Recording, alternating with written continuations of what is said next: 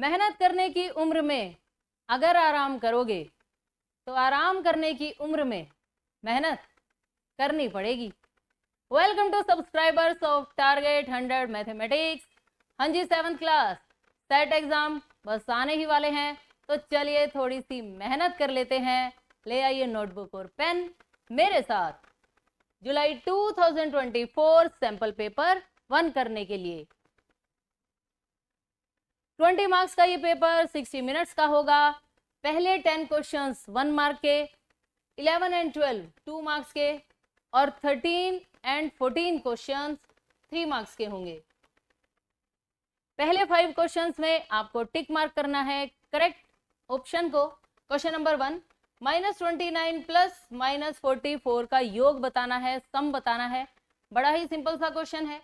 -29 plus minus की multiply -44 as it is. जब भी दो नंबर्स सेम साइन के होते हैं तो A4 सेम में जो A होता है वो A4 ऐड के लिए होता है। दोनों नंबर्स ऐड हो जाएंगे। 29 प्लस 44 73 और बड़े नंबर के आगे जो साइन होता है वही साइन आंसर में आ जाएगा। बड़ा नंबर है ये, साइन है माइनस, इसलिए आंसर आएगा -73। सो A option is correct. Now question number 2, 0 multiply -4 की वैल्यू बतानी है। इसके लिए आपको एक सिंपल सी बात पता होनी चाहिए, किसी भी नंबर को जब भी 0 से मल्टीप्लाई करेंगे तो आंसर 0 आएगा। सो B will be correct. Question number 3, 5 divide 3 4/7 की वैल्यू बतानी है। ये भी सिंपल सा क्वेश्चन है। सबसे पहले आप इस मिक्स फ्रैक्शन को चेंज करेंगे। कैसे चेंज करते हैं? 7 3 21, 21 में 4 को ऐड किया जाएगा, 25 डिवाइडेड बाय 7 ऐसे। और डिवाइड को मल्टीप्लाई में चेंज करने के लिए आपको रेसिप्रोकल करना होता है। 25/7 का क्या बन जाएगा? 7/25। 5 से हमने इसे कैंसिल कर दिया और आंसर बना 7/5। और कौन सा सही होगा? D is correct answer. Now question number 4, -2/3 का रेसिप्रोकल बताना है, व्युत्क्रम। बड़ी ही सिंपल सी बात है। व्युत्क्रम का मतलब होता है डिनोमिनेटर को न्यूमरेटर बना दिया जाए और न्यूमरेटर को डिनोमिनेटर, यानी इसे पलट दिया जाए। 3 आप ऊपर लिखेंगे और माइनस का 2 नीचे। आंसर कौन सा होगा? C। लेकिन C में तो -3 के साथ लगा हुआ है, यहाँ -2 के साथ है। तो बच्चों ध्यान से सुनो, माइनस चाहे अंश में लगा हो या हर में लगा हो कोई फर्क नहीं पड़ता। आप इस माइनस को यहाँ भी लगा सकते हैं, बीच में भी लगा सकते हैं, यहाँ इसके सामने -3/2। Okay, correct is C। Now question number 5, 2 12 12 10 12 18 और 12 का हमें बहुलक बताना है। बहुलक का मतलब होता है मोड, यानी जो नंबर बहुत बार आता है उसे बहुलक कहते हैं। अब देखिए 12 12 ये भी कितने 12 आ गए? 4। इसका मतलब मोड यानी बहुलक क्या होगा? 12 होगा। B is correct answer. Now question number 6 to 8 में हमें ट्रू फॉल्स बताने हैं, तो देखते हैं। क्वेश्चन नंबर 6, चर का वह मान जिसके लिए समीकरण संतुष्ट होता है समीकरण का हल कहलाता है। हाँ जी बिल्कुल, इक्वेशन की का जो आंसर होता है अगर आप उसे इक्वेशन में पुट कर दें तो वो उसको सेटिस्फाई करेगा, संतुष्ट होता है। ओके, यानी ये बात बिल्कुल सही है। फॉर एग्जाम्पल जैसे मैं अगर आपको ये बताऊं कि x + 7 = 0, ये कोई इक्वेशन है और मैंने कहा चर का वह मान, मैंने आपको x की एक वैल्यू दे दी -7। ओके, अब आपको क्या करना है? जिससे समीकरण संतुष्ट होता है आपको मेरी दी हुई x की वैल्यू इक्वेशन में पुट करनी है। अगर राइट साइड आ जाए तो वो उसका सॉल्यूशन है, नहीं आ जाए तो सॉल्यूशन नहीं है। मैंने आपसे कहा x के प्लेस पर आप -7 रखें, आपने यहाँ -7 रखा, प्लस का प्लस लिखा, 7 का 7 लिखा, दोनों कैंसिल हो गए और आंसर क्या आ गया? 0। ओके, इट मीन्स x = -7 इस इक्वेशन का सॉल्यूशन है। Understand? So this statement is true. Now question number 7, माध्य दिए हुए आंकड़ों में से एक संख्या होता है। हाँ जी, कैसे कैलकुलेट करते हैं? मीन यानी माध्य। जितने भी आपको आंकड़े दिए होते हैं, जो भी डाटा दिया है, जिसका मीन फाइंड करना है, उन सभी नंबर्स को ऐड किया जाता है और जितने वो काउंटिंग में होते हैं उस नंबर से डिवाइड। फॉर एग्जाम्पल 2, 4, 6, मैंने आपको ये 3 नंबर्स दे दिए और कहा कि आप इनका माध्य ढूंढो। तो आप क्या करेंगे? आप ऐसे लिखेंगे 2 + 4 + 6 डिवाइडेड बाय, ये काउंटिंग में कितने हैं? 3 नंबर्स हैं, 1 2 3, तो हम इसे डिवाइड करेंगे 3 से। 6 + 4 10, 10 + 2 12, 12 को जब आप 3 से डिवाइड करेंगे तो जो आंसर आएगा वो माध्य होगा। अब इसने ये कहा है कि माध्य दिए हुए आंकड़ों में से एक संख्या होता है। इनमें से आपने माध्य ढूंढा और ये 4 आ गया। लेकिन प्यारे बच्चों ध्यान से सुनो, हमेशा ऐसा नहीं होता। हमेशा ऐसा नहीं होता कि जो आपको डाटा दे रखा होता है माध्य उसी में से ही आ जाए। कई बार वैल्यू चेंज हो जाती है। फॉर एग्जाम्पल देखिए, अगर मैंने लिया 1 3 8 4, अब हम इनका माध्य ढूंढ के लाते हैं, देखते हैं क्या आएगा। 3 + 1 4 + 8 12, 12 + 4 16, 16 को 4 से डिवाइड करेंगे तो यही आ जाएगा। तो चलिए वैल्यू थोड़ी सी चेंज कर देते हैं,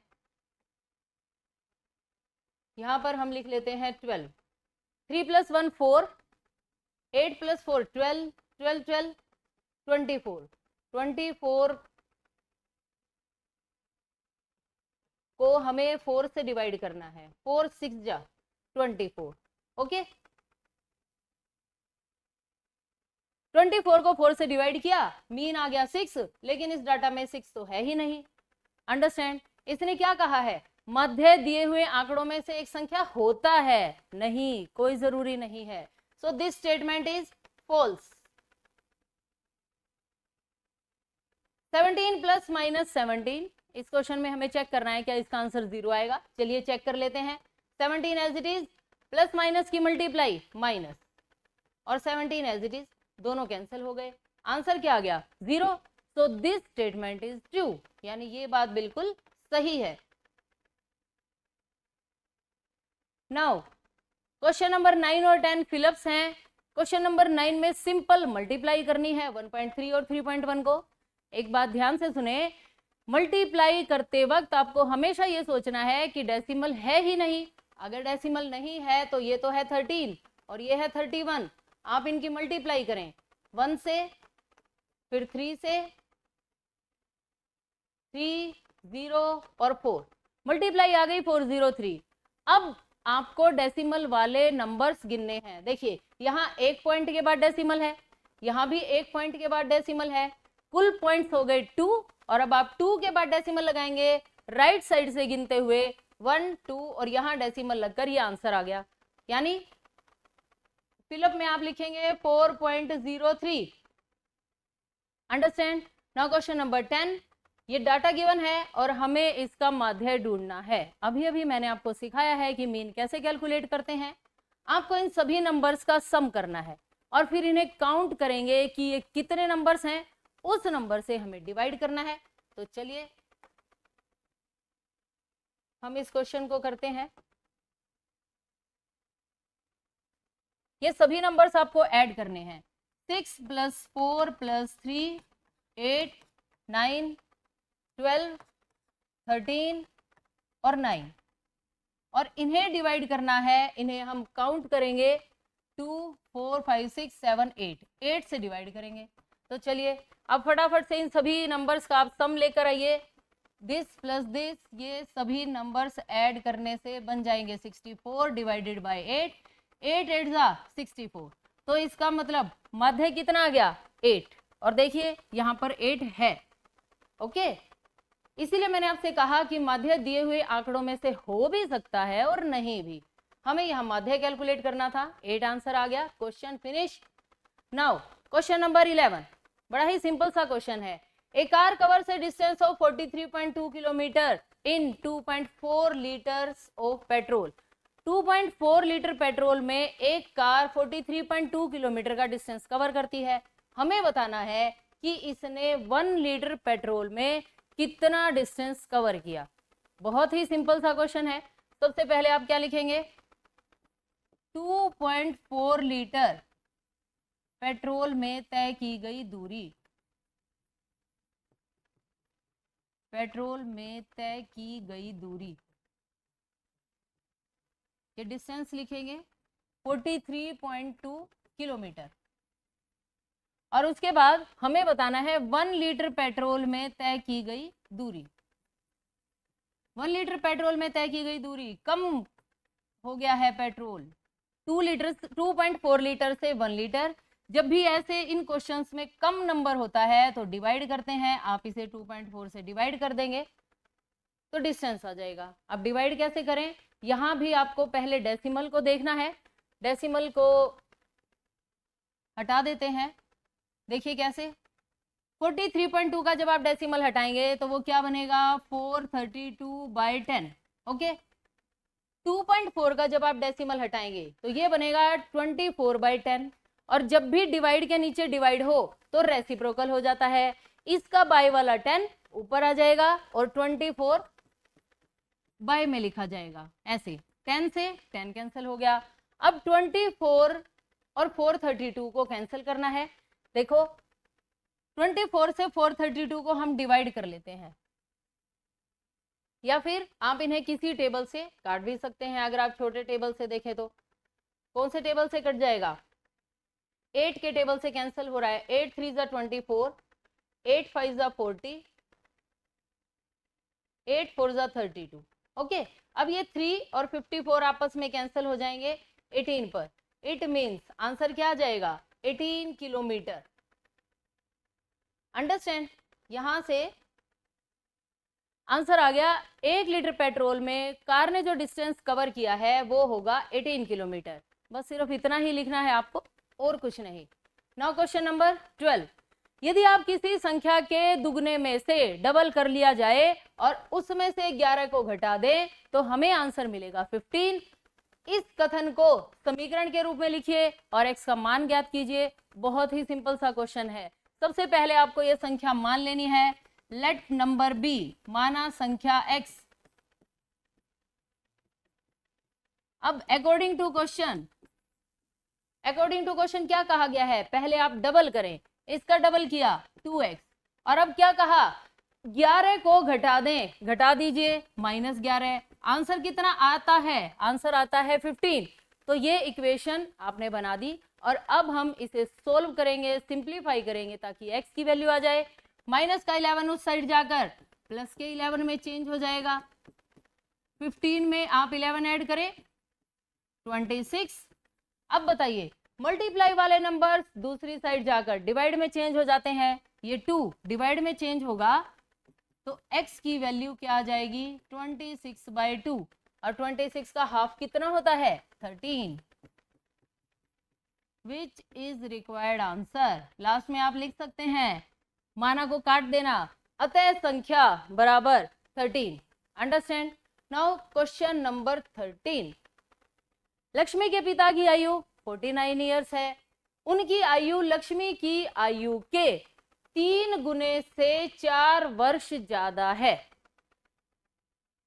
लक्ष्मी की आयु क्या है, आपको लक्ष्मी की आयु फाइंड करनी है, आप उसे x मान लीजिए। तो आप क्या लिखेंगे, माना लक्ष्मी की आयु x वर्ष। अकॉर्डिंग टू क्वेश्चन पिता की आयु क्या है, 49 वर्ष। लक्ष्मी की आयु के 3 गुने से 4 वर्ष अधिक। तो आप एक बार पहले पिता की आयु लिख लीजिए और फिर अकॉर्डिंग टू क्वेश्चन वाली बात लिखते हैं। पिता की आयु is equal to 49 years. Lakshmi की आयु का 3 गुना करना है। लक्ष्मी की आयु कितनी है, x, और इसका 3 गुना 3x। 4 वर्ष अधिक, 4 साल ज्यादा। 4 साल ज्यादा का मतलब 4 ऐड कर दें। ऐसा करने से क्या होता है, पिता की आयु आ जाती है, यानी 49। हमसे क्या कहा गया, लक्ष्मी की आयु फाइंड करें, यानी हमें यहाँ से x की वैल्यू फाइंड करनी है। वही लक्ष्मी की आयु होगी। प्लस का 4 राइट साइड जाकर -4 में चेंज हो जाएगा। 49 में से जब आप 4 को माइनस करते हैं तो 45 आता है। मल्टीप्लाई वाले नंबर्स डिवाइड में चेंज होंगे। 45/3, 3 से जब आप 45 को कैंसिल करेंगे तो 15 आएगा। x क्या था? लक्ष्मी की आयु, और x की वैल्यू क्या आ गई? 15। लास्ट में आप क्या लिखेंगे? आखिरी लाइन आपकी ये होगी, अतः लक्ष्मी की आयु 15 ईयर्स, 15 वर्ष।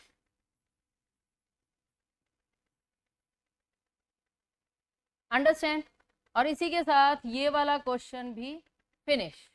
नाउ क्वेश्चन नंबर 14, ये स्टैटिस्टिक्स यानी आंकड़ों वाला क्वेश्चन है।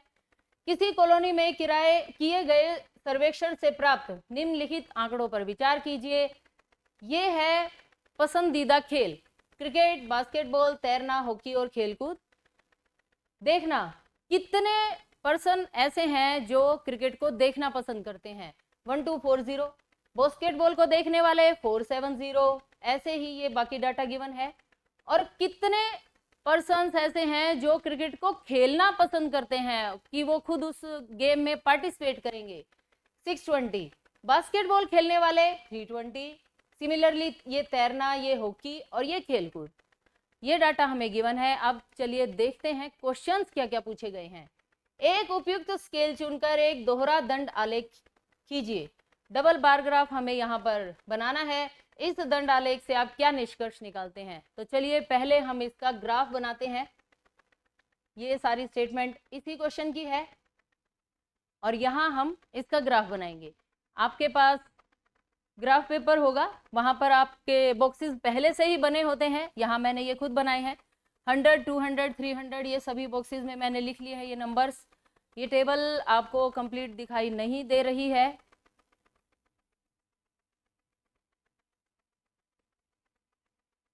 ओके, अब देखिए, क्रिकेट को पसंद करने वाले, देखना पसंद करने वाले बच्चे हैं 1240। तो हमें क्या करना है? ये सबसे ऊपर 1200 लिखा है, इससे थोड़ा सा ऊपर आप 40 का निशान लेते हुए 1240। आपके ग्राफ में ये ऑटोमेटिक सीधी लाइन आ जाएगी 1200 से ऊपर 1240। और भाग लेने वाले कितने हैं? 620। तो 620 कहाँ होगा? ये 600 और ये 700, इन दोनों के बीच में है 650 यानी 650। 650 से थोड़ा सा नीचे होगा 620। जब आप बार ग्राफ बनाएंगे तो वहां सभी लाइंस लगी होती हैं। एक एक लाइन के ऊपर 10, 20, 30, 40 वो जो छोटे छोटे खाने बने होते हैं, वहां से आपको 620 मिल जाएगा। ओके, सिमिलरली बास्केटबॉल, यहाँ पर हम लिख देंगे क्रिकेट के हैं ये, और जो भी आपने ग्राफ बनाया है उसके ऊपर यहाँ आपको लिख देना है 620। और ये 1240 मैंने लिख दिया है, लेकिन आपको दिखाई नहीं दे रहा होगा, कोई बात नहीं। बास्केटबॉल के देखिए 470 देखने वाले हैं। 4 और 500 के बिल्कुल बीच में होता है 450, उससे थोड़ा सा ऊपर होगा 470।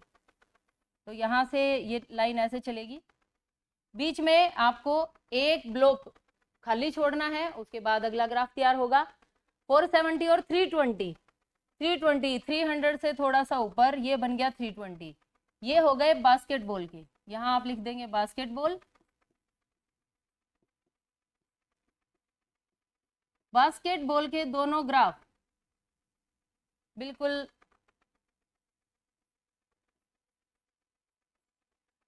साथ साथ होंगे। इसके बाद नेक्स्ट गेम है तैरना, 510, यहाँ लिख देना 470, ये है 320।